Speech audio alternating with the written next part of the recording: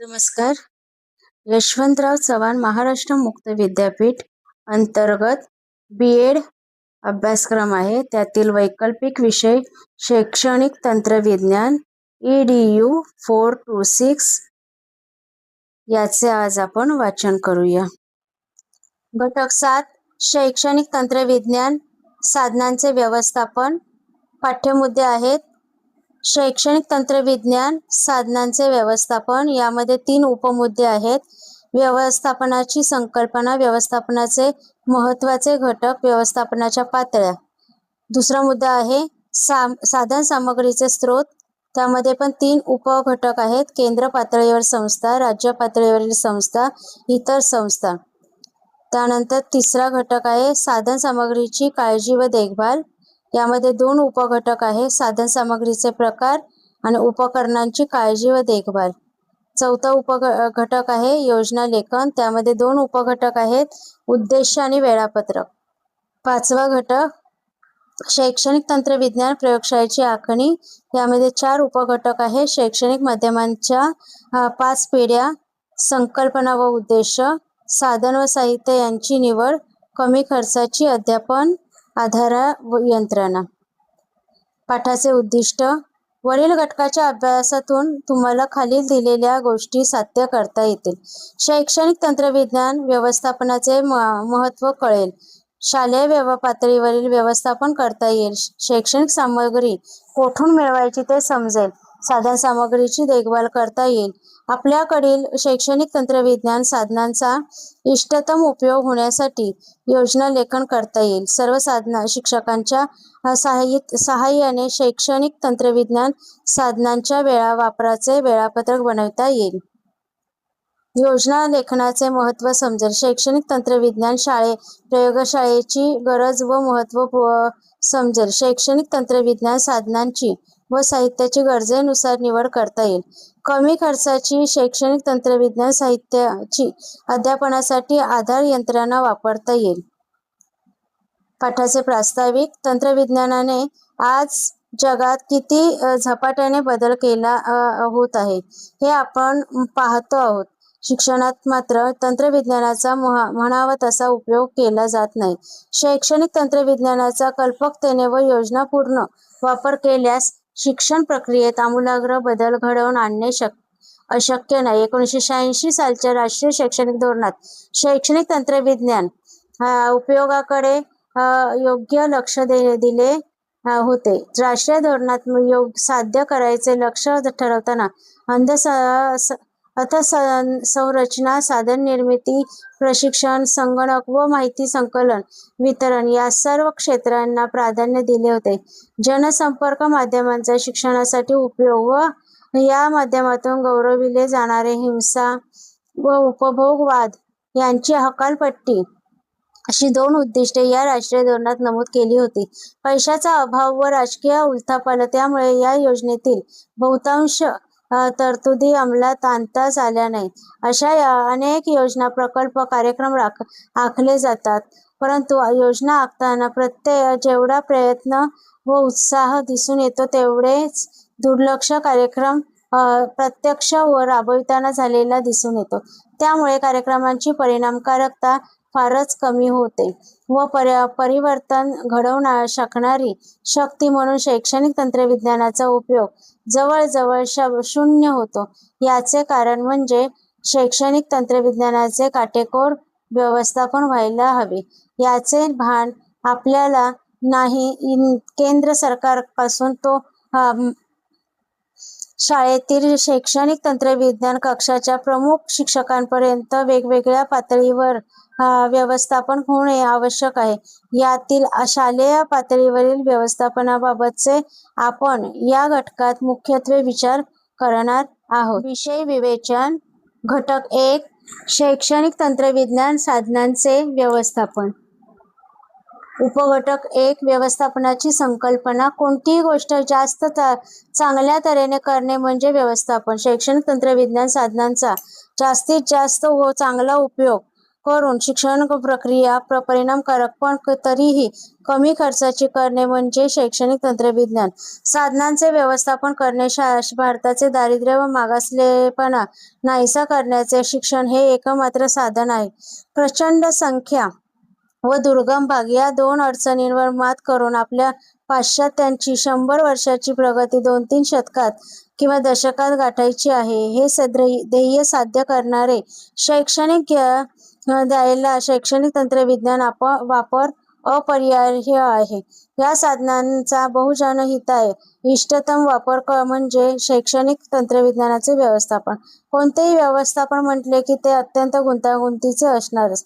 तरी साधारणपणे व्यवस्थापनाचे मुख्य 6 घटक विचारात घेतले पाहिजे. ते म्हणजे दूरदृष्टी, 2 उपलब्ध साधने व मागणी यांचा विचार, 3 वेगवेगळ्या पर्यायांचा अभ्यास, 4 योग्य योजनेची निवड, 5 कार्यवाही व 6 मूल्यमापन. या घटकांचा पुढे थोडक्यात विचार केलेला आहे. व्यवस्थापनाचे महत्त्वाचे घटक. दूरदृष्टी. तंत्रज्ञान साधनांचे वापराबाबत लांब पल्ल्याचा विचार करणे आवश्यक आहे. शालेय पातळीवर कर्मचारी, साधन सामग्री, शिक्षणाची नजीकची उद्दिष्टे, ध्येय, पालकांच्या अपेक्षा व प्रत्यक्ष राबविले जाणारे कार्यक्रम आणि त्यातून होणारी निष्पत्ती या सर्व घटकांचा किंवा गोष्टीचा विचार करून त्यात इष्ट फरक घडवून आणण्यासाठी लागणारी साधन सामग्री ठरवता येईल. आपल्या उपलब्ध होणाऱ्या पैशातून कोणती सामग्री केव्हा आणायची म्हणजे त्याचा योग्य उपयोग करता होईल, पण ती योग्य वेळी ज्याला त्याला मिळू शकेल याचे ज्ञान होईल व त्यातून शैक्षणिक तंत्रज्ञान सामग्रीच्या साधनांची योजना आखता येईल. उपलब्ध साधने व मागणी यांचा अभ्यास. आपल्या शाळेत कोणती साधने उपलब्ध आहेत हे अनेक शिक्षकांना माहीतही नसते. शालेय वाचनालयात असलेले संदर्भ ग्रंथ, प्रयोगशाळेतील साहित्य व शैक्षणिक तंत्रज्ञानाची साधने कितीतरी शाळांमधून नुसती कपाटात पडलेली असतात. हा पैशाचा अपव्यय आहे. व्यवस्थापनात उपलब्ध साधन सामग्रीची माहिती व तिचा वापर कसा करायचा याबाबत सर्व शिक्षकांना जाणीव करून देणे महत्त्वाचे ठरते. तसेच सर्व शिक्षकांच्या गरजा जाणणेही आवश्यक असते. शैक्षणिक तंत्रज्ञानाचा जेवढा जास्त वापर आपण करू तेवढीच आपल्याला त्यात दृष्टी प्राप्त होते व आपल्याला नेमके कोणते साधन मिळणे आवश्यक आहे व ते मिळणे शक्य नसेल तर आपण स्वतःच ते कसे मिळवू तयार करू शकू हे समजते. हीच दृष्टी नवीन सामग्री चोखंदळपणे विकत घेण्यास मदत करते.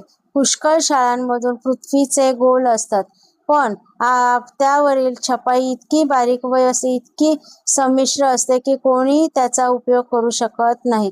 पण काही वेळा कॅमेरा, मायक्रोस्कोप यासारखी महाग साधने घेतली जातात व ती वापरण्याची भीती वाटल्याने कपाटात पडून राहतात. या गोष्टी टाळायला हव्यात.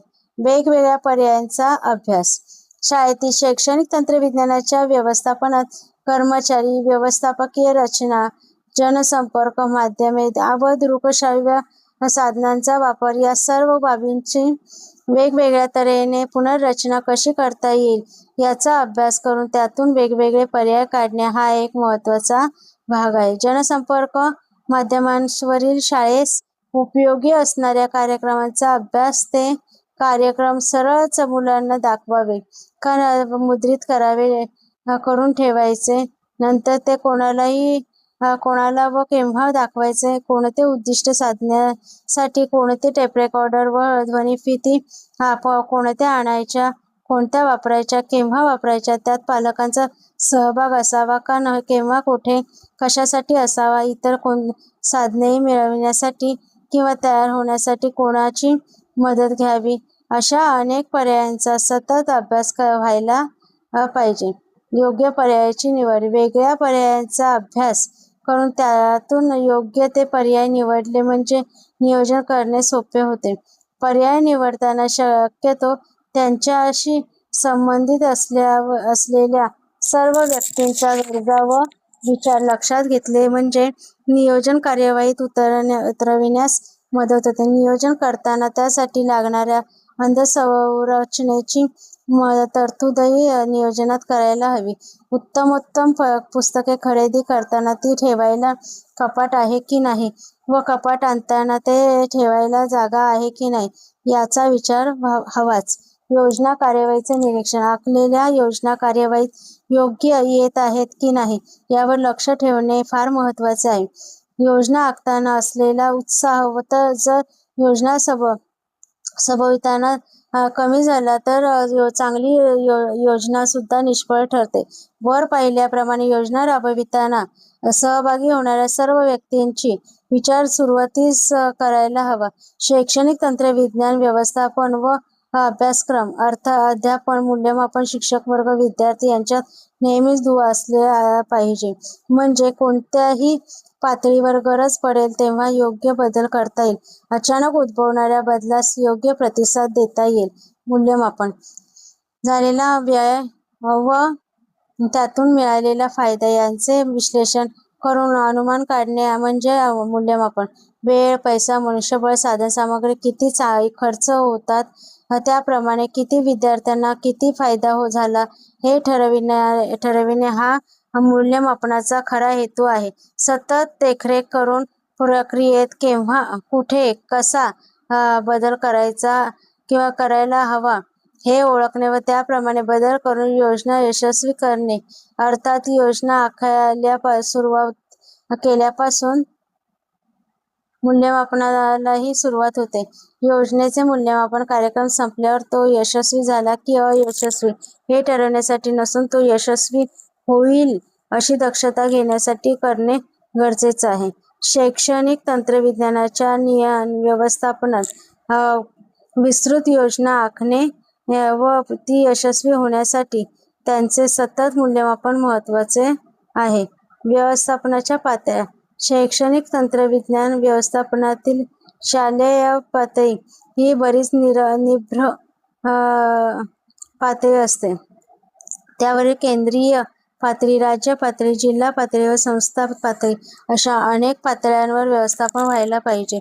असे व्यवस्थापन होण्यामागे वेगवेगळ्या शैक्षणिक तंत्रविज्ञान क्षेत्रातील संघटनांचे जाळे निर्माण करून त्यात एकसूत्रीपणे आणणे आणि वेगवेगळ्या घटकांमधील अनुबंध कायम राखणे उद्देश आहे. याबाबतचे जास्त माहिती डॉ. मुखोपाध्याय यांच्या मॅनेजमेंट ऑफ एज्युकेशनल टेक्नॉलॉजी या नियतकालिकाच्या व्हॉल्यूम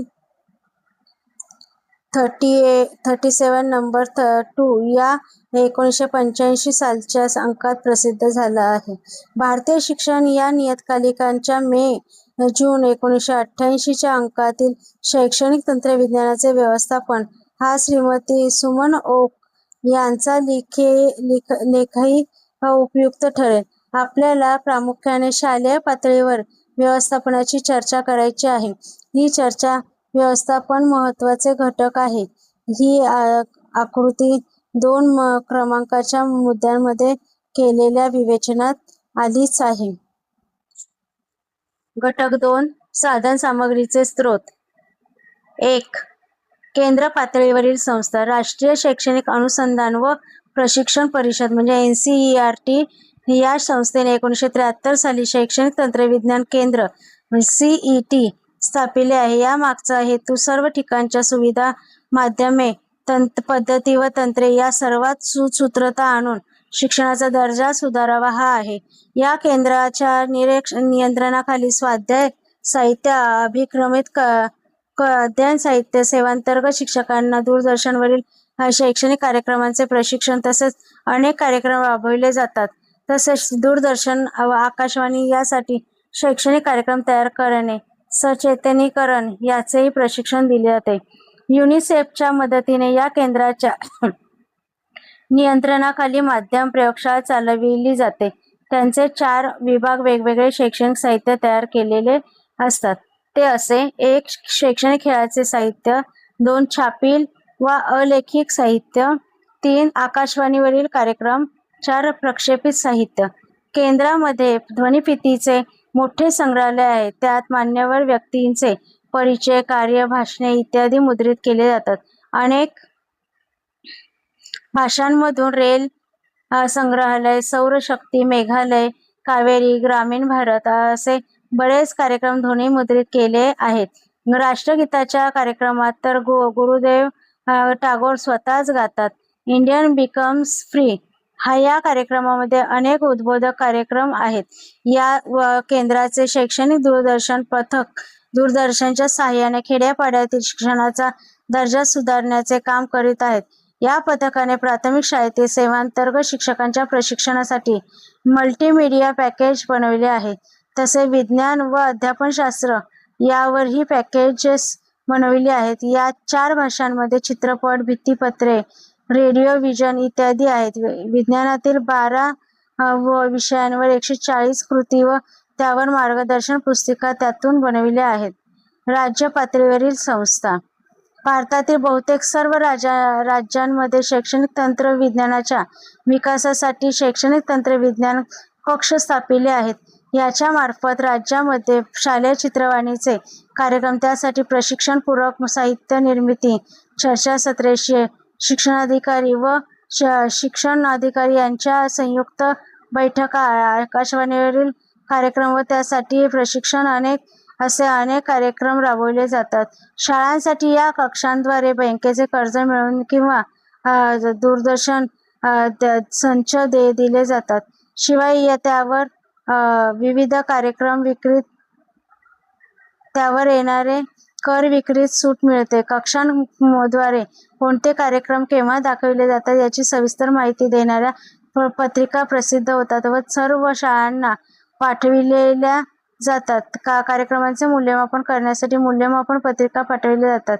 मूल्यमापनासाठी केवळ पत्रिकांवर विसंबून न राहता कक्षातील अधिकारी शाळांना भेटी देऊन त्यांच्या अडचणी समजून घेतात.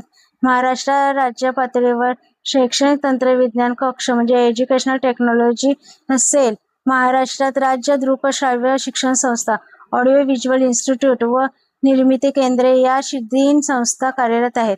1984 साली या सर्वांचे सुसूत्रीकरण होण्यासाठी राज्य शैक्षणिक तंत्रविज्ञान संस्था state institute of educational technology स्थापन झाली. महाराष्ट्रात मुंबईसारख्या महानगरीसाठी एक शैक्षणिक तंत्रविज्ञान कक्ष म्हणजे एज्युकेशनल टेक्नॉलॉजी सेल ऑगस्ट 1985 पासून स्वतंत्रपणे काम करीत आहे. या कक्षाच्या अंतर्गत दूरदर्शन व आकाशवाणी यांच्यासाठी पाठ लिहिण्याचे प्रशिक्षण वर्ग घेतले जातात. तसेच शैक्षणिक तंत्रविज्ञान कार्यशाळा घेतल्या जातात. शिक्षक, मुख्याध्यापक, शिक्षणाधिकारी इत्यादींसाठी चर्चासत्रे होतात. कक्षाच्या वतीने बनविलेल्या शिक्षण साहित्यापैकी काही खाली दिलेले आहेत ते शिक्षकांना मिळू शकते. Speaking English for standard 5th, textbook English standard 7th, Jyotiba Phule यांच्यावर ध्वनिफीती, संभाषण व श्रवण या कौशल्यांचा माध्यम संच. इतर राज्यातील अशा संस्थांमधून सुद्धा अनेक तऱ्हेचे शिक्षण साहित्य बनविण्यास येते. दूरदर्शनवर असे वेगवेगळ्या राज्यातील महाविद्यालय व विश्वविद्यालय किंवा EMRC यासारख्या संस्था बनविलेले पाठ पाहायला मिळतात. इतर संस्था शैक्षणिक तंत्रविज्ञान खेड्यापाड्यांमध्ये पोहोचवून ग्रामीण जनतेचा विकास व्हावा. अनेक संस्था या क्षेत्रात राज्यातून कार्यरत आहेत. शैक्षणिक साहित्य तयार करणे हा जरी त्याचा मूळ उद्देश नसला तरी विकासाची साधने म्हणून त्या असे साहित्य तयार करीत आहेत. काहींची नावे इथे दिलेली आहेत. Institute of engineering Allahabad, institute of engineering व rural technology Allahabad, consortium on rural technology म्हणजे कोट नवी Delhi, Khadi and village industrial commission civic quick Mumbai. काही खाजगी संस्थाही या दृष्टीने धडपड करीत आहेत. सौ नीलकांती पाटेकर यांचे मल्हार फिल्म्स गणित व शास्त्र विषयाच्या व्हिडिओ कॅसेट्स बनविते. अलुरकर म्युझिक हाऊस नवनीत प्रकाशन ET&T all India association for educational technology या संस्थेच्या मुंबई शाखेने काही वर्षापूर्वी शैक्षणिक तंत्रज्ञान साहित्य बनविणाऱ्या व विकणाऱ्या कंपन्यांची एक पुस्तिका बनवली आहे. त्यात अशी सर्व माहिती उपलब्ध आहे. मुंबईसारख्या मोठ्या शहरात British council, United state information service अशा संस्थांकडे बरेच शैक्षणिक साहित्य उपलब्ध असते. त्यांच्याकडून व्हिडिओ टेप्स, ध्वनिफिती, पुस्तके इत्यादी मिळू शकतात. घटक 3 साधन सामग्रीची काळजी व देखभाल. साधन सामग्रीची देखभाल, योग्य काळजी घेणे, त्यात नवीन साधनांची भर घालणे, कालबाह्य झालेल्या वस्तूंची विल्हेवाट लावणे या सर्व गोष्टी शैक्षणिक तंत्रज्ञानाच्या व्यवस्थापनात येतात व त्याची जबाबदारी शाळेचे प्रमुख सर्व व शिक्षक व विशेषतः जे शिक्षक या साधनसामग्रीबाबत जबाबदार असतील त्यांच्यावर आहे. देखभाल कशी करायची याची चर्चा करण्याअगोदर आपण या देखभाल सामग्रीचे प्रकार पाहू. साधनसामग्रीचे प्रकार. साधनसामग्रीचे मूळ प्रकार 2 प्रकार आहेत. एक मृदू साहित्य, त्यालाच प्रेरक साहित्य असेही म्हणतात, म्हणजे सॉफ्टवेअर, व ते सादर करण्यासाठी लागणारी उपकरणे. कठीण साहित्य म्हणजे हार्डवेअर. काही शैक्षणिक साधने अशी असतात की त्यातील प्रेरक साहित्य कोणत्याही उपकरणाशिवाय सरळ मुलांच्या समोर सादर करता येते. उदाहरणार्थ नकाशे, प्रतिकृती, तक्ते इत्यादी. काही प्रेरक साहित्य उपकरणाशिवाय सादर करताच येत नाही. उदाहरणार्थ ध्वनिफिती, टेप रेकॉर्डर, ट्रान्सपरन्सी इत्यादी साधनांचे दृकश्राव्य व दृकश्राव्य असे प्रकार आहेत. याची चर्चा करूया. उपकरणे न लागणारी साधने. खडूफळा, तक्ता, नकाशा, प्रतिकृती इत्यादी या साधनांची देखभाल करणे सोपे आहे. ती जागच्या जागी ठेवणे, स्वच्छ ठेवणे, त्यांची डागडुजी करणे, मागास देणे, नवीन घेणे, टाकून देणे, नवीन घेणे या सर्व गोष्टी यात आल्या आहेत. उपकरणे. आवश्यक असलेली साधने. या साधनांमध्ये आपल्याला 3 उपप्रकार पाहायला मिळतात. ते खालीलप्रमाणे. जे दृक साहित्य, श्राव्य साहित्य आणि दृकश्राव्य साहित्य. प्रेरक साहित्य जे आहे दृश्य साहित्यामध्ये स्लाइड, चित्रपटी, पारदर्शिका, छापील साहित्य, चित्रे. आणि उपकरणे याच्यासाठी लागतात फिल्म, प्रोजेक्टर, ॲडव्होकेट, प्रोजेक्टर, एपिडायस्कोप.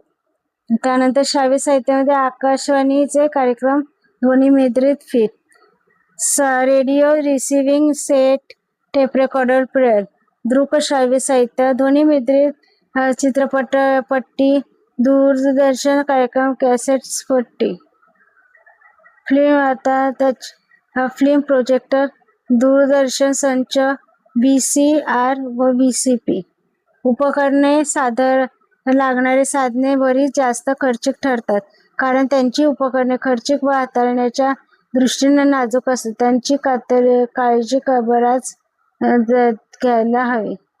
प्रत्येक उपकरणाची देखभाल कशी करायची हे त्याचबरोबर मिळणारे उत्पन्न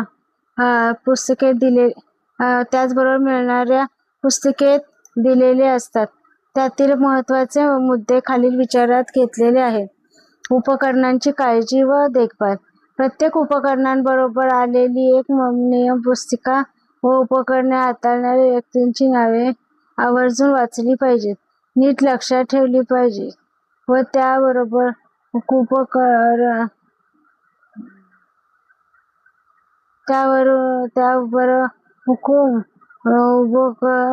उपकरण हाताळले पाहिजे आणि त्यांची योग्य काळजी घेतली पाहिजे. प्रशिक्षण.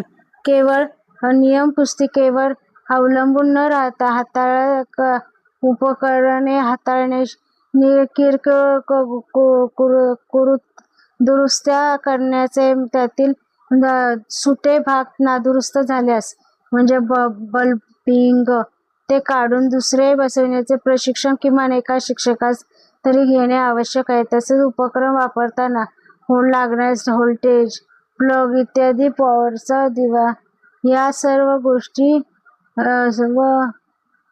गोष्टींचे आकलन करून घेणे महत्त्वाचे आहे. उपकरणांची जागा. जड उपकरणे नेण्यासाठी चाके असलेली टेबल, स्टँड या वस्तूंचा आवश्यक उपयोग करता येतो. उपकरणास योग्य कपाटे असणे महत्त्वाचे आहे. प्रत्येक गोष्ट महत्त्वाची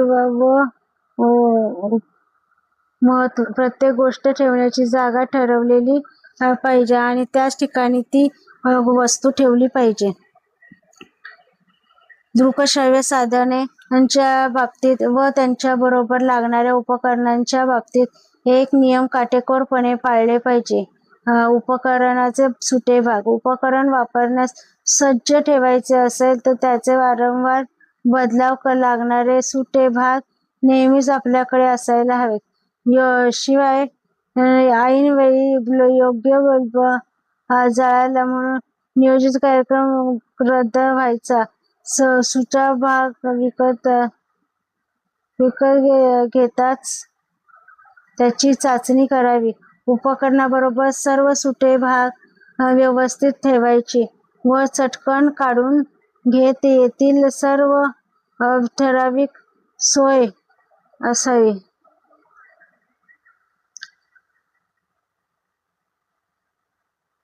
नोंदवही. सर्व साहित्याची व्यवस्थित नोंद करायला हवी. नोंद दोन प्रकारची असते. उपकरणे व सुटे भाग यांच्या व दुसरी प्रेरक साहित्य व साधी शैक्षणिक साधने यांची. दुसरी नोंद विषयवार असायला हवी. प्रत्येक नोंदीत ते शैक्षणिक साहित्य कोणत्या विषयातील कोणत्या भागातील आहे याचा स्पष्ट उल्लेख असायला हवा.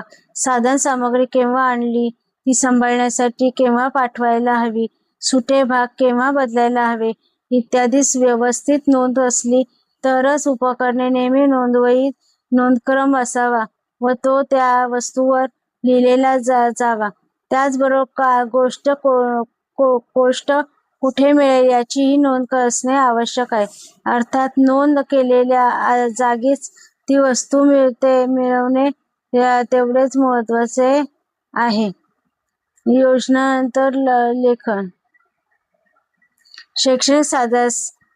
शैक्षणिक तंत्रविज्ञान साधने उपकरणे वापरताना त्यांचा उपयोग पूर्वी विवेचन केल्याप्रमाणे बहुजन हिताय व्हायला हवा.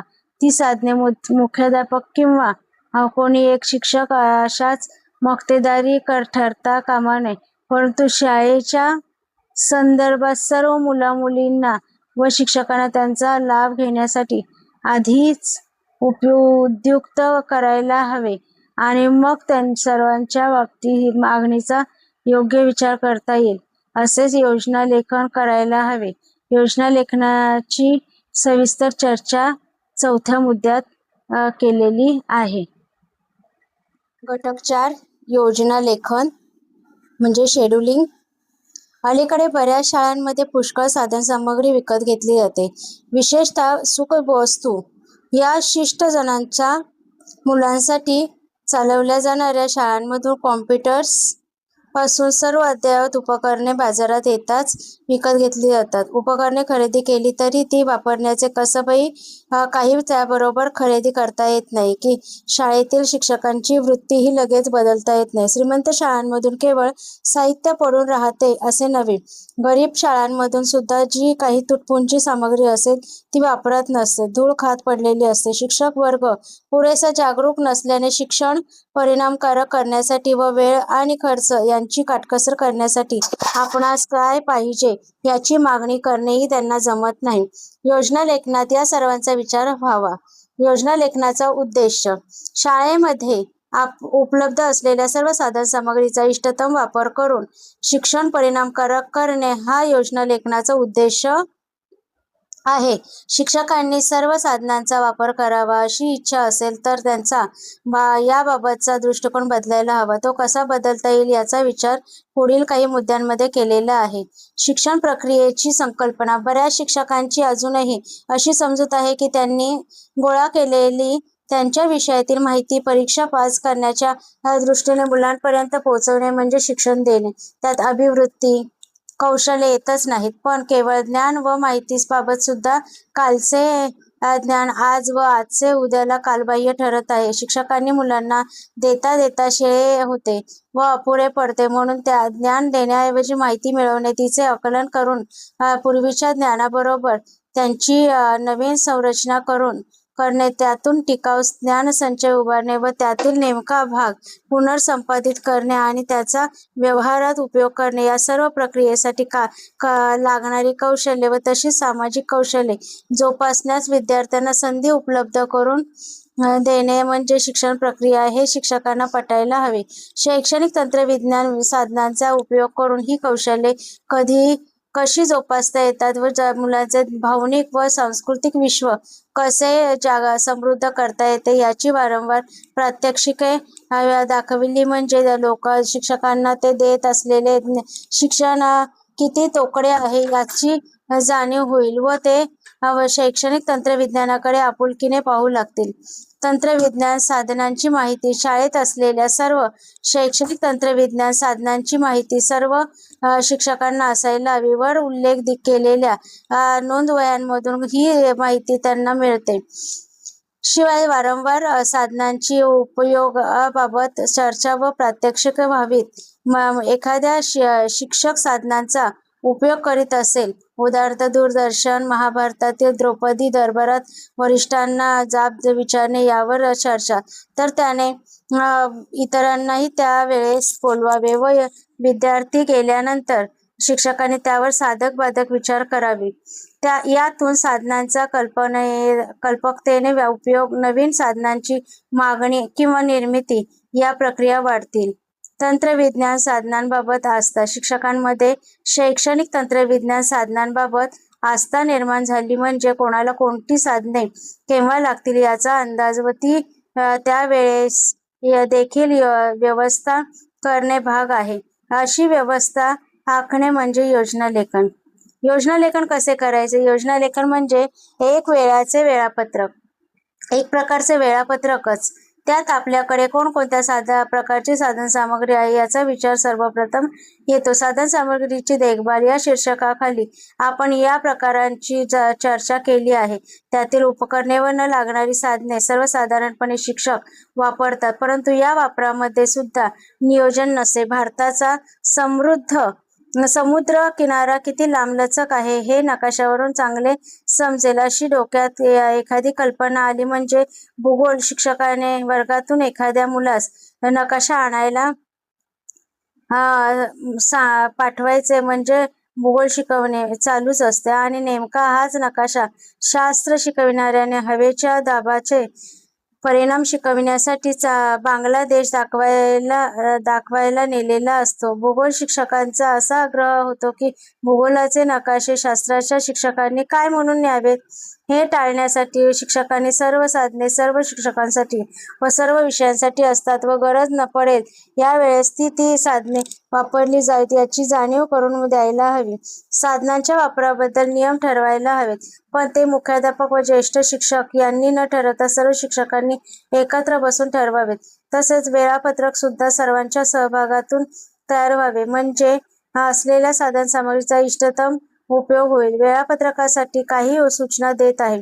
जी साधने वापरण्यासाठी उपकरणांची गरज नाही अशा साधनांसाठी लांब पल्ल्याचे काटेकोर वेळापत्रक बनविण्याची गरज नाही, परंतु आपल्याला कोणते साधन केव्हा लागेल याचा अंदाज आठवड्याचे नियोजन करतानाच शिक्षकांनी केला व त्याप्रमाणे आपल्या मागणीची नोंद केली म्हणजे ती साधने वेळेवर उपलब्ध करणे शक्य होईल. साधने कोणालाही चटकन मिळतील अशी यांची मांडणी केली असली म्हणजे शिक्षकाला स्वतःच साधन काढून घेता येईल, पण त्याबरोबर काम संपताच साधने जागच्या जागी नेऊन ठेवणे ही जबाबदारी शिक्षकांवरच येणार. जी साधने अनेक विषयांसाठी व अनेक इयत्तांमधून वारंवार वापरली जातात अशी साधने एक न आणता प्रत्येकी 3-4 तरी आणावीत. नकाशे, तापमापी, तराजू, वजने, मानवी अवयवांचे व इतर प्रतिकृती, आरसे, भिंगे या नेहमी लागणाऱ्या वस्तू आपल्याला हव्या तेव्हा मिळतात असा शिक्षकांना अनुभव यायला हवा. मग त्यांचा वापरही आपोआप वाढू शकेल. टेप रेकॉर्डर, OHP इत्यादी साधने वर्गावर्गातून फेरविता येतात, परंतु त्यांचे जास्त संच आणणे शाळेला परवडत नाही. अशा साधनांची वापरासाठी मात्र काटेकोरपणे वेळापत्रक आखायला हवे. दूरदर्शन व आकाशवाणीच्या शैक्षणिक कार्यक्रमांचे वेळापत्रक शाळांना पाठविले जाते. यासाठी वेळापत्रक तर करावे लागतेच, पण त्याबरोबर दर्शक मुलांची पार्श्वभूमी तयार करणे व कार्यक्रमानंतर चर्चा, प्रश्नोत्तरे यांची तरतूद करायला लागते. यामुळे शाळेच्या वेळापत्रकात बदल करण्यात आले. हे कार्यक्रम टेप रेकॉर्डरवर रेकॉर्ड करून घेतले तर ते आपल्या सोयीनुसार पुन्हा पुन्हा सुद्धा दाखविता येतात. अर्थात कार्यक्रम रेकॉर्ड केला तरी सुद्धा तो केव्हा व कोणाला दाखवायचा याचे वेळापत्रक केलेच पाहिजे. आपल्या प्रेरक साहित्यात व्हिडिओ कॅसेटांचा संग्रह, त्यांची वर्गवारी करून व सर्व तपशिलांची नोंद करून तयार ठेवली तर त्यांचा कितीतरी वेळा फार चांगला उपयोग करता येतो. फिल्म प्रोजेक्टर किंवा एपिडोस्कोप ही दोन साधने अशी आहेत की त्यांच्या वापरासाठी अंधार करावा लागतो, परंतु वर्गात पडदे लावणे गैरसोयीचे ठरते. म्हणून त्यांच्या वापरासाठी एक वेगळी खोली पाहिजे व त्यात सर्व दिवे एकदम लावणे व बंद करणे शक्य असावे. या खोलीच्या उपयोगाचे व फिल्म प्रोजेक्टर, एपिडोस्कोप वापरण्याचे वेळापत्रकही फार काळजीपूर्वक बनवायला हवे.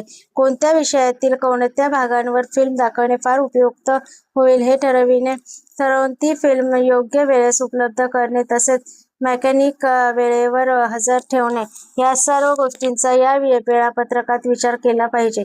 वेळापत्रकांव्यतिरिक्त योजना लेखनात आणखी अनेक गोष्टींचा समावेश होतो. उपकरणांची काळजी व देखभाल या शीर्षकाखाली वारंवार बदलाव्या लागणाऱ्या सुट्या भागांबाबत चर्चा झाली आहे. हे सुटे भाग किती लागतात यांचा अंदाज घेऊन त्यांचा पुरेसा साठा ठेवणे, सर्व उपकरणे उत्तम स्थितीत ठेवणे, त्यांची डागडुजी करणे, तेल पाणी देणे, साफसूफ करणे या गोष्टींचेही वेळापत्रक करून त्यांची नोंदवहीत ठेवणे व सफाई, डागडुजी इत्यादी झाल्याबरोबर त्यांचीही तारीखवार नोंद व पुढच्या साफसफाईची तारीखही लिहून ठेवणे फार महत्त्वाचे आहे. वस्तू वापरयोग्य ठेवायची असेल तर हे आवश्यक आहे. शिक्षकांशी सतत संपर्क ठेवून त्यांना आपल्या गरजानुरूप नवीन साहित्यांची मागणी करण्यास उद्युक्त करणे महत्त्वाचे आहे. अशा मागणीप्रमाणे आलेल्या साहित्याचा उपयोग जास्त केला जातो. कालबाह्य झालेल्या किंवा दुरुस्तीसाठी लायक न राहिलेल्या साधनसामग्रीची विल्हेवाट लावणे हेही काम वेळापत्रकानुसार होणे आवश्यक असते. त्यांची नोंद ठेवणे व त्या जागी नवीन सामग्री वेळेत विकत आणणे महत्त्वाचे आहे. या विवेचनातून एक गोष्ट स्पष्ट होते, ती म्हणजे योजना लेखन म्हणजे शाळेच्या वेळापत्रकासारखे आणखी एक वेळापत्रक नव्हे, तर हे व्यवस्थापनाचे एक प्रभावी तंत्र आहे. घटक 5. शैक्षणिक तंत्रविज्ञान प्रयोगशाळेची आखणी. बऱ्याच शाळांना, विशेषतः माध्यमिक व उच्च माध्यमिक शाळांना सरकारी अनुदानामुळे पुस्तकालय, विज्ञान प्रयोगशाळा इत्यादी गोष्टी परवडतात. दरवर्षी मिळणाऱ्या अनुदानाने पुस्तके व उपकरणे यात नेहमी भर पडत असे, परंतु याचा वापर मात्र पाहिजे तेवढा होत नाही. शैक्षणिक तंत्रविज्ञान प्रयोगशाळा ही कल्पना फारच नवीन आहे. अशी प्रयोगशाळा अगदी मोजक्या शाळांमधून किंवा शिक्षक प्रशिक्षण महाविद्यालयातून बघायला मिळते. 1. शैक्षणिक माध्यमांच्या 5 पिढ्या. शैक्षणिक तंत्रविज्ञान प्रयोगशाळेची कल्पना समजण्यासाठी शैक्षणिक साधने व माध्यमे यांच्यात कशी प्रगती होत गेली व यंत्रयुगाचा आणि इलेक्ट्रॉनिक युगाचा त्यांच्यावर काय परिणाम झाला ते पाहणे आवश्यक आहे. डॉ. कुलकर्णी यांच्या इंट्रोडक्शन टू एज्युकेशनल टेक्नॉलॉजी या पाठ्यपुस्तकात याचे वर्णन केलेले आहे. शिक्षण देण्यासाठी औपचारिक संस्था सुरू झाल्यापासूनच हाताने काढलेले नकाशे, तक्ते, चित्रे, प्रतिकृती यांचा उपयोग सुरू झाल्यापासूनच हाताने काढलेले तक्ते, चित्रे, प्रतिकृती यांचा उपयोग सुरू झाला. फळा व खडू हे तर शाळेचे अविभाज्य भाग आहेत. हा शैक्षणिक साधनांची पहिली पिढी. यांच्या वापरासाठी कोणत्याही यंत्राची गरज नाही. छापण्याची कला अवगत झाल्याबरोबर मोठ्या प्रमाणात पुस्तके मिळू लागली. शिकणाऱ्यास स्वतःच योग्य अशा गतीने ज्ञान मिळवणे शक्य झाले. शाळा व गुरुजी यांच्यावर अवलंबून राहणे थोडे कमी झाले. या दुसऱ्या पिढीच्या साधनांचा छपाईची यंत्रे कारणीभूत ठरली. तिसऱ्या पिढीत काचपट्ट्या, आकाशवाणी, दूरदर्शन, चित्रपट इत्यादी इलेक्ट्रॉनिक माध्यमे येतात. विज्ञान व तंत्रज्ञानामुळे हे साध्य झाले. त्यांच्यामुळे बऱ्याच मोठ्या व दूरवर पसरलेल्या समुदायांपर्यंत संदेश पोहोचवणे शक्य झाले व एकाच वेळी लाखो लोक शिकू लागले. केबल टेलिव्हिजन व सॅटेलाइट टेलिव्हिजनमुळे वरील जनसंपर्क साधनांचा उपयोग प्रचंड प्रमाणात करणे शक्य झाले व त्यातून आकाशवाणी विद्यापीठ, मुक्त विद्यापीठ, भिंती नसलेल्या शाळा अशा संकल्पना साकारल्या. यात पुस्तके, पत्रव्यवहार व काही ठिकाणी टेलिफोन्सचा वापर सुद्धा द्विमार्गी संवाद साधता येऊ लागला. आता भारतही या चौथ्या पिढीच्या माध्यमांचा प्रसार झपाट्याने होत आहे. पाचव्या पिढीतील शैक्षणिक तंत्रविज्ञान साधन माध्यमांमुळे तर शिक्षण प्रक्रियेत उलथापालथ होण्याची शक्यता निर्माण झाली आहे. संगणक व त्यातील मॅजिक चिप यांच्यामुळे दृकश्राव्य चेतके विद्यार्थ्यांसमोर सादर करून द्विमार्गी संवाद तर साध्य होतातच, पण शिक्षकांची जवळजवळ सर्व कामे या तंत्रज्ञानामुळे हजारो विद्यार्थ्यांमध्ये व जास्त परिणामकारक रीतीने शिक्षकांविषयी साध्य होऊ शकतात. भविष्यात विद्यार्थ्यांना आपल्या सवडीनुसार बसल्या जागी शिक्षण मिळू शकेल.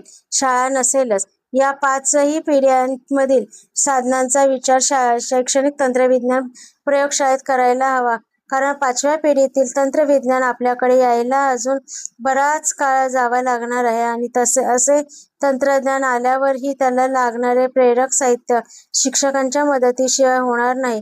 त्यामुळे शाळेच्या शैक्षणिक तंत्रविज्ञान प्रयोगशाळेऐवजी शिक्षक प्रेरक साहित्य करणारी प्रयोगशाळा काम करतीलच, एवढाच फरक.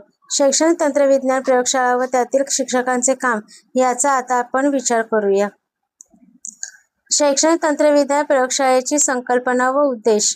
प्रयोगशाळेमध्ये त्या विषयातील प्रयोग मुले स्वतःच करतात. काही प्रयोगांचे प्रात्यक्षिक शिक्षक करून दाखवतात.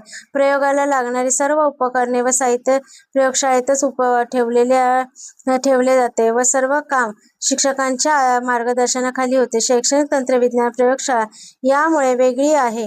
इथे केवळ एकच विषय शिकविला जात नाही, सर्वच विषयांसाठी तिचा उपयोग होतो. प्रयोगशाळा एका मोठ्या खोलीत अगर कक्षात असायला हवी असंही नाही, ती अनेक जागी विखुरली असून शकते. भाषा शिकविण्यासाठी एखादी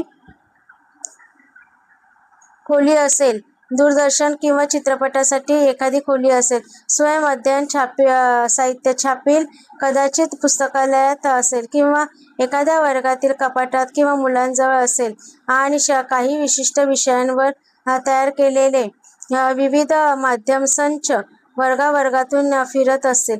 ती स्थगत प्रयोगशाळेतील उपकरणांची टेप रेकॉर्डर, OHP व त्यांची प्रेरक साहित्य वेगवेगळ्या वर्गातून वापरली जातात. परंतु या सर्वांची देखभाल, नियंत्रण, योजना लेखन इत्यादी महत्त्वाच्या गोष्टींचे व्यवस्थापन मात्र केंद्रित असायला हवे व त्यांचे अधिकारपद शैक्षणिक तंत्रविज्ञानाबाबत आस्था असलेल्या व त्याबद्दल ज्ञान व कौशल्य असणाऱ्या व्यक्तीकडेच असायला हवे. शैक्षणिक तंत्रविज्ञान प्रयोगशाळेमध्ये केवळ असलेल्या उपकरणांचा वापर करून आखून दिलेला अभ्यासक्रम पार पाडणे एवढाच कार्यक्रम नसतो.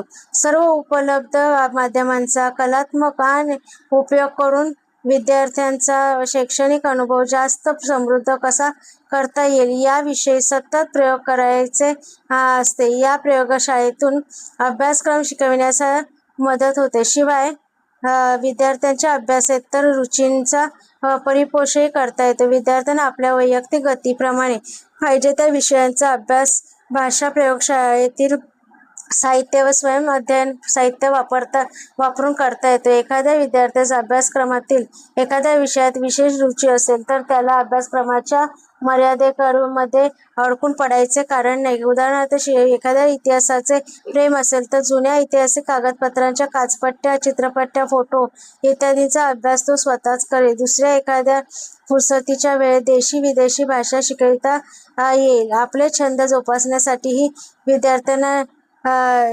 शैक्षणिक तंत्रविज्ञान प्रयोगशाळेतील साहित्य उपकरणे वापरता येतील. तसेच शिक्षकांनाही आवडते विषय, नवीन गोष्टी, छंद जोपासता येतील. त्या शिक्षकांची शैक्षणिक तंत्रविज्ञान प्रयोगशाळेबाबतची जबाबदारी मात्र येथे संपत नाही. तर यापुढे जाऊन त्यांनी सतत नवीन साहित्य साधने, नवीन पद्धती यांच्यात भर घातली पाहिजे. शिवाय विद्यार्थ्यांचे भावनिक विश्व समृद्ध करण्यासाठी लागणारे शैक्षणिक तंत्रविज्ञान साहित्य गोळा केले पाहिजे. जरूर पडल्यास नवीन निर्माण केले पाहिजे. अशा तऱ्हेने विद्यार्थ्यांच्या व शिक्षकांच्या प्रयोगशीलता, नवनिर्मिती, जिज्ञासा, भावना, विष्कार, जाणीवा व योग्य अभिवृत्ती या सर्व गुणांना वाव देणे व शिक्षणास खऱ्या अर्थाने सर्वांगीण विकास प्रक्रिया बनविणे हे शैक्षणिक तंत्रविज्ञान प्रयोगशाळेचे उद्दिष्ट आहे. शैक्षणिक तंत्रविज्ञान प्रयोगशाळेची आखणी. शैक्षणिक तंत्रविज्ञान प्रयोगशाळेच्या संकल्पनेत आपण पाहिलेच आहे की इतर प्रयोगशाळेसारखीच तिची व्याप्ती मर्यादित असत नाही. तरीही ज्या शाळांना अशी प्रयोगशाळा उभारून तिचा योग्य वापर करता येईल तर त्यांनी खालील मुद्दे लक्षात घ्यायला हवे. जागा. शैक्षणिक तंत्रविज्ञान प्रयोगशाळेमध्ये अनेक गोष्टींसाठी जागेची व्यवस्था करावी लागते. भाषा प्रयोगशाळेस राबवायची असेल तर त्यासाठी एका स्वतंत्र खोलीची गरज असते. त्यातील उपकरणे, साहित्य इत्यादींची चर्चा शिक्षणातील नवप्रवर्तने या 8व्या घटकात केली आहे. भाषा प्रयोगशाळेप्रमाणे शैक्षणिक किंवा मुलांना योग्य असे चित्रपट दाखविण्यासाठी एक अंधारी खोली पाहिजे. त्यात 100, 120, 125 विद्यार्थी बसण्याची सोय असायला हवी. तसे विजेची यंत्रे वापरण्यासाठी लागणारी सर्व यंत्रे व इलेक्ट्रॉनिक फिटिंगचीही सोय असावी. दूरदर्शनचे थेट कार्यक्रम पाहण्यासाठी किंवा व्हिडिओ टेप्स पाहण्यासाठी ही एक स्वतंत्र खोली हवी. चित्रे, तक्ते, नकाशे, प्रतिकृती, काचपट्ट्या इत्यादी प्रेरक साहित्य तयार करण्यासाठीही एक स्वतंत्र जागा असल्यास थोडासा फुरसतीचा वेळ मिळाला तरी शिक्षक व विद्यार्थी नवीन प्रेरक साहित्य तयार करण्यासाठी त्या जागेचा वापर करतील. शिवाय शैक्षणिक तंत्रविज्ञानाचे प्रेरक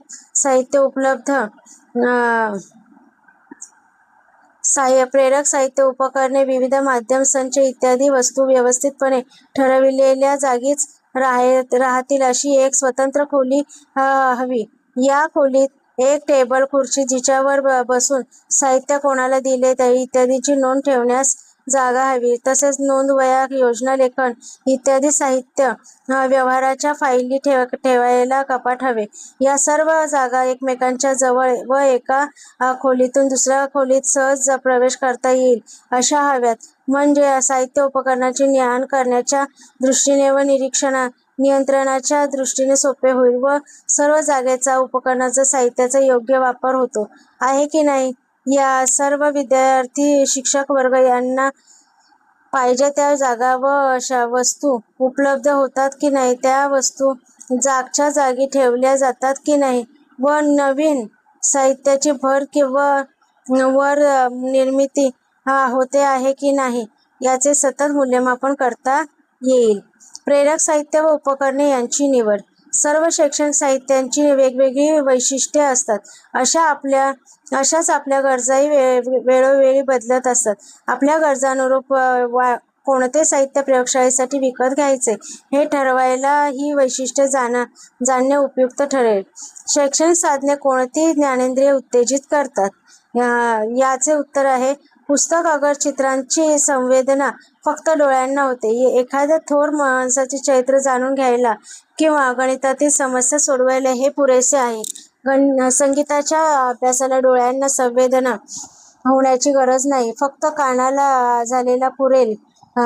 ते या उलट नृत्य आणि नाट्य यांच्या अभ्यासासाठी, आस्वादासाठी दोन्हींची गरज आहे. संदेश कोणत्या माध्यमातून दिला जातो?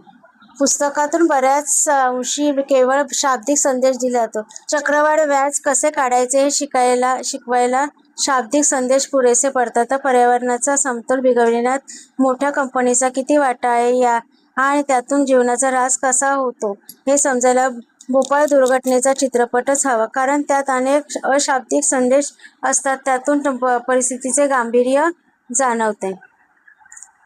प्रत्याभरणाला किती वाव मिळतो? स्वयंअध्ययन साहित्यात विषयाची अगदी लहान लहान पायऱ्यात फोड केलेली असते आणि क्रमाक्रमाने एक एक पायरी चढून विषयांश पुरा होतो. प्रत्येक पायरी आपण बरोबर आहोत का चुकलो आहोत हे विद्यार्थ्याला समजते. प्रत्याभरणाची प्रत्येक पायरीवर सोय असते. एखाद्या प्रवास वर्णनात अशा प्रत्याभरणाच्या सोयीची अजिबात गरज नाही. पण गणितातील व काही गुंतागुंतीच्या संकल्पना उदाहरणार्थ गुणोत्तर प्रमाण, व्यस्त प्रमाण समजायला प्रत्याभरणाची गरज असते व तशी सोय असल्यास विषय चांगला व सहज समजतो व क्रमान्वित अध्ययन साहित्य योग्य ठरते. एका वेळी किती जणांना उपयोग होतो? ऑडिओ व्हिडिओ टेपचा उपयोग एका वेळी 100 ते 125 मुलांना होतो. चित्रपट दाखवायला मोठे दालन असेल तर एका वेळी 300 ते 350 मुले सुद्धा पाहू शकतात. वाचनालयातील पुस्तके मात्र एका वेळी एकच जण वापरू शकतो. परंतु साहित्याचा आस्वाद घ्यायला पुस्तकाच्या माध्यमातून मूळ लेखकाशी पोहोचले पाहिजे. यासाठी चित्रपट पाहून तो हेतू साध्य होणार नाही. तसेच सहकार म्हणजे काय यावर साहित्य मुलांना वाचायला सांगण्यापेक्षा शाळेतील सर्व मुलांना मंथन सारखा चित्रपट दाखविणेच योग्य ठरेल. साधनांद्वारे कोणत्या विशिष्ट गरजा भागवतात? बाजारात ज्या शैक्षणिक साधनांची पुरेशी मागणी असेल त्याची 30 साधने मिळू शकतील. परंतु शाळेत शिकविताना इतर कितीतरी साधनांची गरज असते.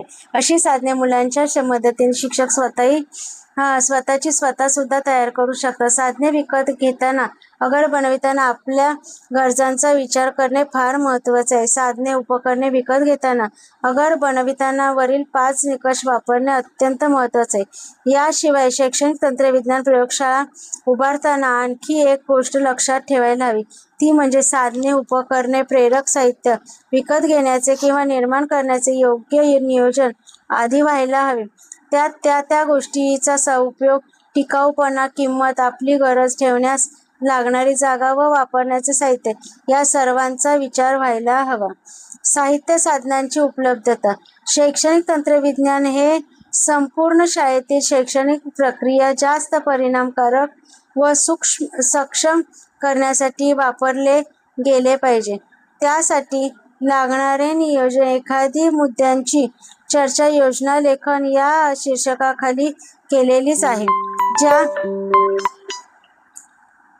ज्या शिक्षकांच्या अखत्यारीत ही सामग्री येत असेल त्यांची व मुख्याध्यापकांची एक विशेष जबाबदारी आहे. त्यांनी सर्व शिक्षकांना आपल्याकडे असलेल्या सामग्रीचा माहिती तर द्यायलाच हवी. शिवाय कोणतेही सामग्रीची नियोजनबद्ध मागणी पुरी केली जाईल अशी याची खात्री करून दिली पाहिजे व तंत्रविज्ञानाच्या वापराला प्रोत्साहन दिले पाहिजे. साधनाची निर्मिती. सर्व शिक्षकांनी जागरूकपणे नवनवीन साहित्य कुठे मिळेल, न मिळाल्यास स्वतः कसे तयार करता येईल याबाबतीत व क्रियाशील बनून आपल्या शाळेची शैक्षणिक तंत्रविज्ञान प्रयोगशाळा समृद्ध करण्याचा प्रयत्न केला पाहिजे. कमी खर्चाची अध्यापन आधार यंत्रणा. आतापर्यंत शैक्षणिक तंत्रविज्ञान प्रयोगशाळेमध्ये उपयोगात आणण्याच्या साहित्य व उपकरणांची अनेक ठिकाणी एवढी चर्चा झाली आहे की शिक्षकांचा जसा समज होतो की अशा महाग उपकरणांशिवाय शैक्षणिक तंत्रविज्ञान शाळेत उपयोगात आणताच येणार नाही. दूरदर्शन संच, VCR, फिल्म प्रोजेक्टर या गोष्टी महाग आहेत यात संशयच नाही. परंतु त्या हळूहळू पूर्वीच्या मानाने स्वस्त होत आहेत व भाड्यानेही मिळू शकतात. हेही लक्षात घ्यायला हवे. त्यापेक्षा महत्त्वाची गोष्ट म्हणजे या गोष्टी म्हणजेच तंत्रविज्ञान नव्हे. शैक्षणिक तंत्रविज्ञानाची एक कमी खर्चाची आधार यंत्रणा सुद्धा शाळेमध्ये उभारता येते. पण त्यासाठी सर्व शिक्षकांचा सहभाग हवा. अशी आधार यंत्रणा निर्माण करण्यासाठी खालील काही उपाय सुचवले आहे. आकाशवाणी कार्यक्रम. आकाशवाणीवर संगीताचे पाठ, मुलाखती व वेगवेगळ्या विषयातील माहितीपर असे अनेक कार्यक्रम होतात. ते रेकॉर्ड करून एक मोठा उपयुक्त संग्रह बनवता येईल. श्री पु ल देशपांडे यांच्या ध्वनिफिती सारख्या कित्येक उपयुक्त ध्वनिफिती आज सुद्धा बाजारात मिळतात. त्यांची किंमत परवडण्यासारखी असते. दूरदर्शन कार्यक्रम. दूरदर्शन व तर भारत एक खोज यासारखे कितीतरी उद्बोधक कार्यक्रम दाखविले जातात. शाळेतील मुलांसाठी एखाद्या मुलाकडे दूरदर्शन संच व VCR असेल तर त्यांच्या पालकांशी संपर्क साधून हे कार्यक्रम रेकॉर्ड करून घेता येतील. ध्वनिफितीपेक्षा हे थोडे महाग होईल, परंतु एकदा रेकॉर्ड केलेला कार्यक्रम अनेक वेळा बघता येईल. शिवाय आसपासच्या 2-3 शाळा व पालक यांच्यात मदतीने सहकारी तत्वांवर संग्रह सुद्धा करता येईल. वर्तमानपत्रे व नियतकालिके. वर्तमानपत्रांमध्ये अनेक वेळा विज्ञानविषयक किंवा पर्यटन स्थळे इत्यादींविषयी खूप उपयुक्त सचित्र माहिती असते. ती मुलांच्या सहाय्याने गोळा करून वर्गवारी करून व्यवस्थित ठेवली तर शैक्षणिक साधन म्हणून त्यांचा चांगला उपयोग होईल. जुनी उत्तमोत्तम देशी विदेशी मासिके रस्त्यावर मातीमोल विकत मिळतात. त्यातील चित्रांचा व माहितीचा उपयोग करून घेता येईल. शिक्षक विद्यार्थी निर्मित साधने. ही साधने तर सर्व महत्त्वाची, कारण तीच आपल्याला गरजेनुसार बनविलेली असल्यामुळे त्यांचा उपयोगही असाच होणार.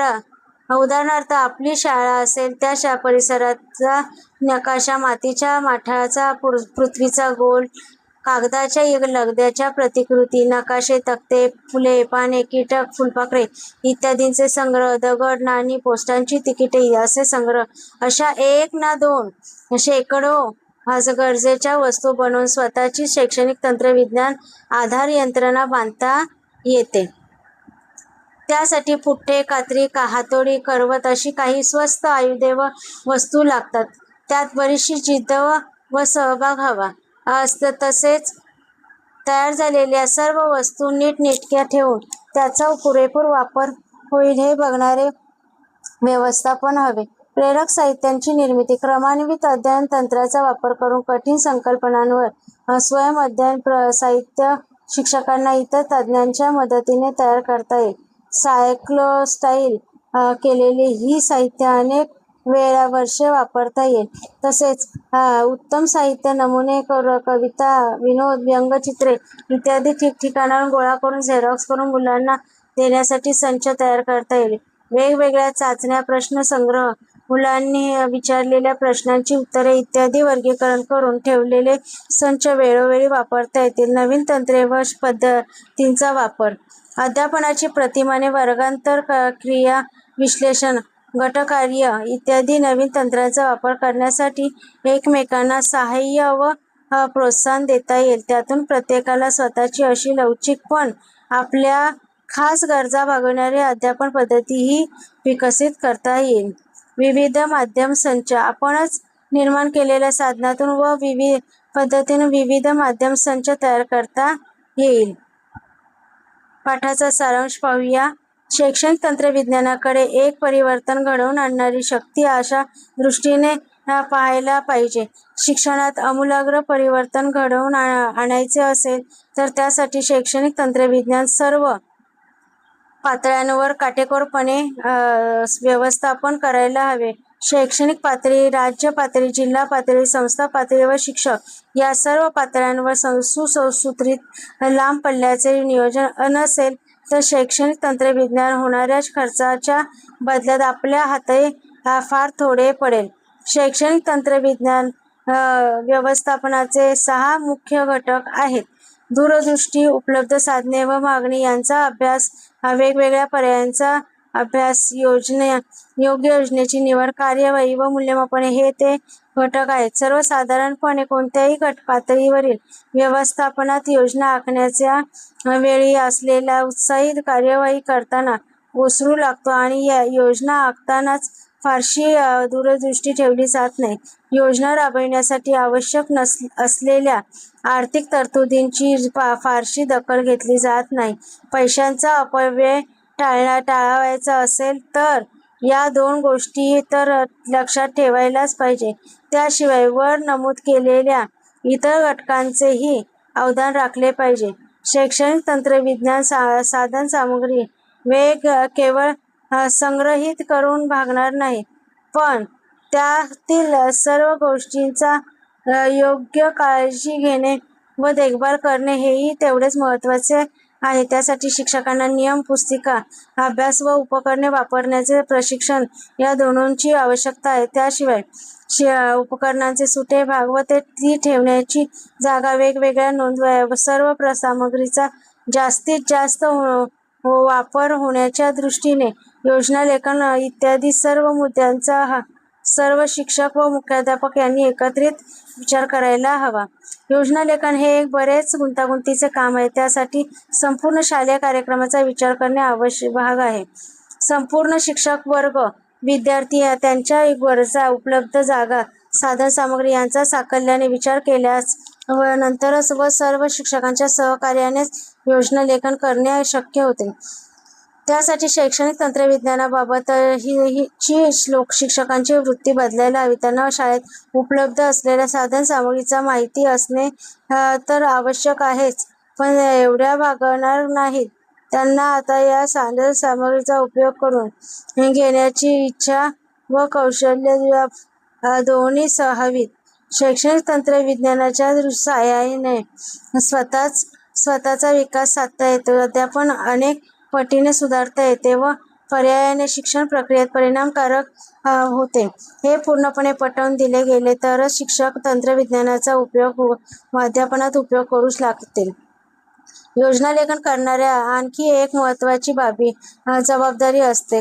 कोणते साहित्य, साधन, उपकरणे केव्हा द्यायचे हे तर नियोजन करावेच लागते, पण त्याबरोबर त्या साधनांच्या वापरासाठी लागणारी जागा, टेक्निशियन, विजेची कनेक्शन, सुटे भाग इत्यादी सर्व गोष्टी वेळेवर मिळतील हेही पाहावे लागते. हे करताच नियोजनाची सवय सर्व शिक्षकांच्या अंगी बाणवावी लागते. प्रत्येक शाळेत TV, VCR, film projector, computer इत्यादी असलेच पाहिजे असे मुळीच नाही. ही महाग उपकरणे परवडणाऱ्या शाळा मोजक्याच असणार, पण तंत्रविज्ञान च्या दृष्टिकोन असणाऱ्या शिक्षकांना शिक्षण प्रक्रियेत सुधारण्यासाठी कमी खर्चाची अध्यापन आधार यंत्रणा उभारणे शक्य आहे. त्यासाठी आकाशवाणीचे कार्यक्रम, दूरदर्शनचे कार्यक्रम पालकांच्या साहाय्याने रेकॉर्ड करून मुलांना दाखविता येतात. वर्तमानपत्रे, नियतकालिके यांचा उपयोग करून पुठ्ठे, कागदांचा लगदा अशा सारख्या गोष्टीतून आवश्यक साधने बनवता येतील. सर्वात महत्त्वाचे म्हणजे नवीन तंत्रे व पद्धती यांचा वापर, त्यावर चर्चा व त्यातून आपल्या वातावरणास योग्य अशी स्वतंत्र स्वतःच भागवणारी अध्यापन शैली निर्माण करता येईल. या ठिकाणी पारिभाषिक शब्द व अधिक वाचनासाठी पुस्तके दिलेली आहेत. धन्यवाद.